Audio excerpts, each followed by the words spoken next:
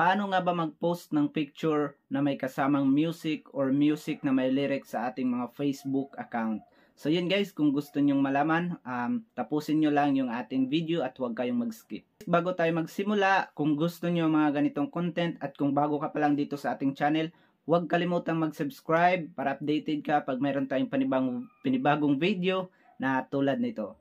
So ngayon guys, open lang natin yung ating mga Facebook account. Then dito tayo sa What's on your mind. So magpo-post tayo dito.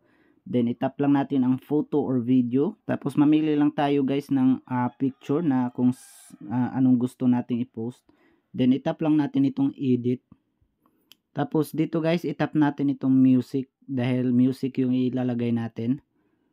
Then mamili lang kayo dito anong music ang gusto nyong ilagay or gawing background.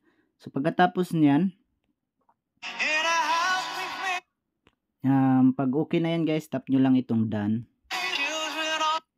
Ayan. The next is tap lang natin yung next. Then pwede na natin itong i-post. So yan guys, kung nakatulong sa inyo itong video na ito, huwag kalimutang i-like at i-share nyo na rin sa iba para makatulong din tayo. So, ayun guys, huwag kalimutang mag-subscribe para updated ka pag meron tayong panibagong video tutorial. Thank you and God bless.